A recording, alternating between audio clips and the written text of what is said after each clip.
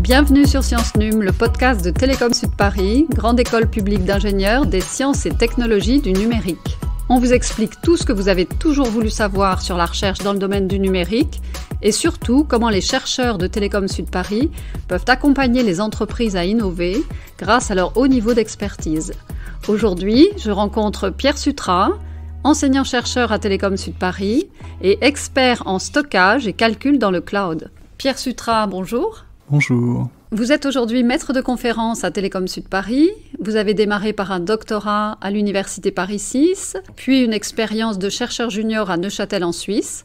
Qu'est-ce qui vous a poussé à devenir chercheur en informatique ? Ça a été un concours de circonstances, disons. J'étais en école d'ingénieur et j'ai lu un certain nombre de publications de revues de conférences, en fait, et j'ai été très intéressé par leur contenu.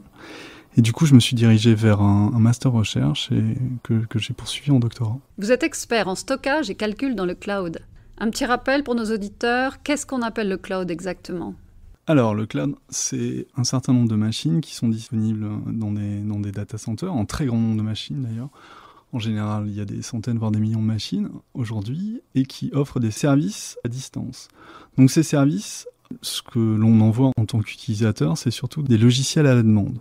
Donc par exemple, si vous avez une application de streaming sur votre téléphone, eh bien, elle communique avec des machines qui servent la musique ou les podcasts et qui sont hébergées donc, dans un centre de calcul, on appelle ça un data center, par exemple à Paris ou ailleurs dans le monde, et c'est la partie, disons, utilisateur final.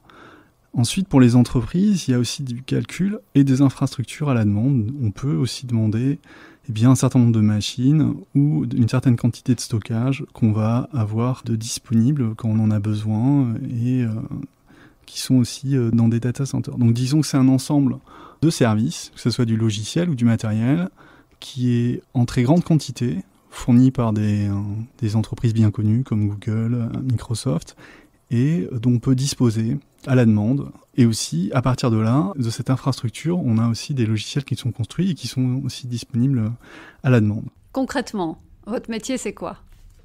Alors, moi, mon domaine d'expertise, c'est le stockage et la tolérance aux fautes. C'est-à-dire comment est-ce qu'on va mettre des données dans ces ensembles de machines de manière à les conserver si on a des défaillances et aussi à pouvoir les requêter de manière efficace.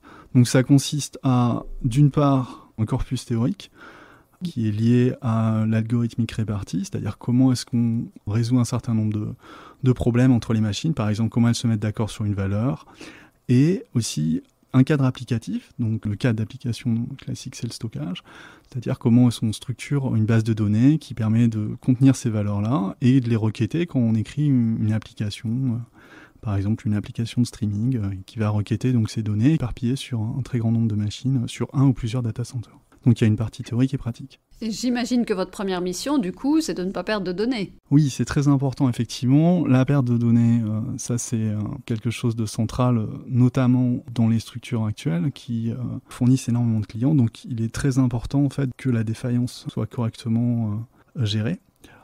Donc pour cela, on fait notamment de la réplication, c'est-à-dire on a plusieurs répliques physiques d'une donnée qui est logiquement accédée depuis une application. Donc par exemple, je ne sais pas si on reprend encore le cas d'une application de streaming musical, le morceau il va être découpé et répliqué, donc disponible physiquement sur plusieurs machines, et ensuite, d'un point de vue logiciel, on va reconstruire de manière à ce qu'il y ait un seul flux musical qui soit perçu, en dépit du fait qu'on va requêter plein de machines, et si ces machines, l'une d'entre elles tombe, néanmoins, par la redondance, en fait, on a une tolérance aux fautes. Dans le stockage, mais aussi dans le calcul. C'est-à-dire, quand on fait une requête et qu'il y a, par exemple, ça nous arrive si on fait une requête sur un service web, parfois on tombe sur une erreur de timeout, une erreur 500, et en fait, c'est que l'API de logiciel qui servait à faire la requête, elle est délayée, souvent parce qu'il y a des problèmes de congestion réseau.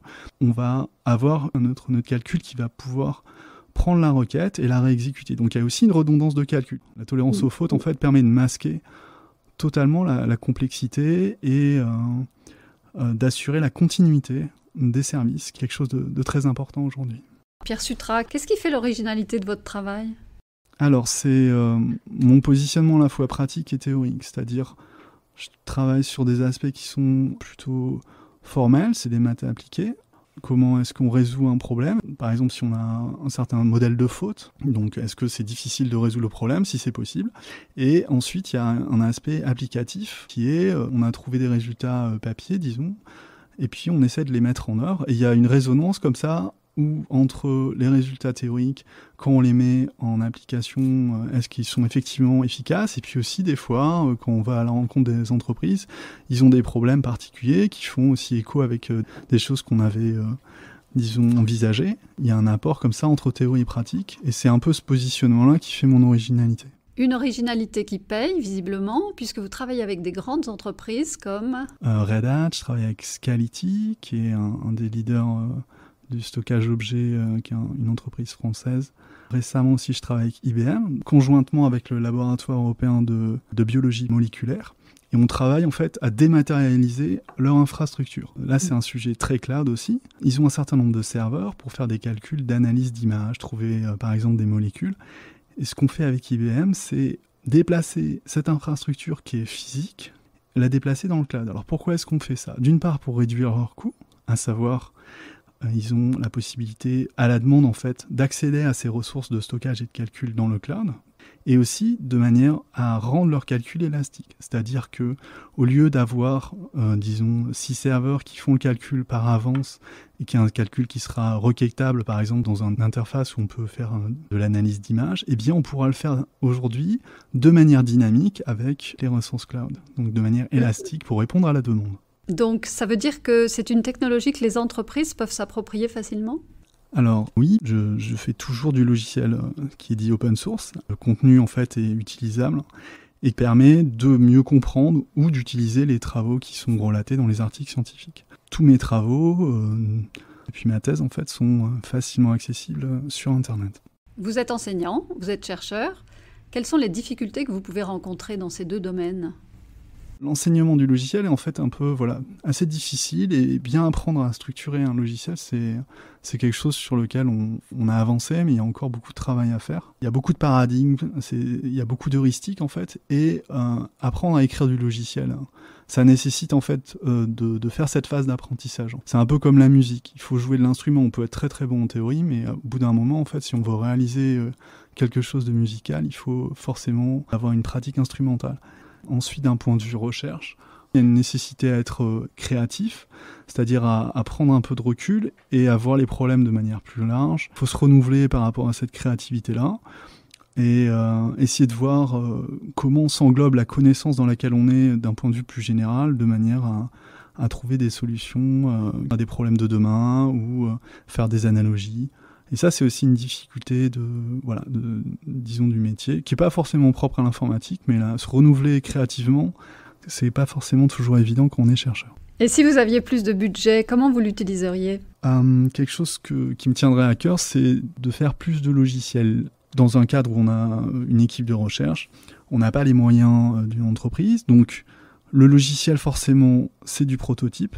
Si j'avais, disons, un peu plus de moyens dans la recherche que je fais, je pense que je l'investirais à développer de manière un peu plus fine les logiciels que je fais, de manière à ce qu'ils soient plus accessibles et, par exemple, mieux documentés ou couvrir un certain nombre de fonctionnalités qu'on n'a pas eu le temps de faire parce qu'en fait, on déploie surtout des proof of concept de manière à faire avancer un certain nombre de connaissances dans un domaine précis, mais ça ne facilite pas toujours en fait l'accès au logiciel que de faire un logiciel prototypé, et parfois il serait bien effectivement d'avoir plus de moyens pour faire quelque chose de plus, disons, de plus complet. Si vous deviez résumer votre expertise en une phrase, ce serait quoi ?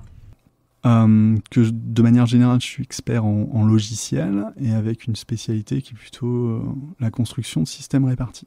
Ça, c'est concis. Et si vous aviez un conseil de lecture à donner à nos auditeurs pour finir ?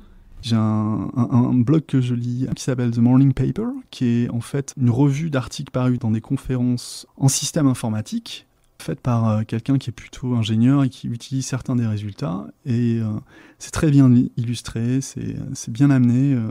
Les résultats des articles bien vulgarisé. Et je recommande aux gens qui sont intéressés par la construction de systèmes informatiques de lire ce blog pour voir un petit peu comment certaines choses sont architecturées et qu'est-ce qui est fait récemment en fait par des grands groupes industriels, mais aussi des chercheurs de différentes universités de par le monde. Merci de nous avoir suivis dans ce 3e numéro de Sciences Num, une émission soutenue par le Carnot Télécom et Sociétés Numériques, un épisode que vous retrouvez sur le site de Télécom Sud Paris et sur les plateformes de streaming, Spotify, Apple Podcast ou encore Google Podcast. N'oubliez pas de suivre notre actualité sur Instagram et sur Twitter avec les identifiants Télécom Sud Paris. Pensez à liker, mettre une note et partager. Rendez-vous dans le prochain épisode avec François Trahay, il est expert en calcul haute performance. À bientôt.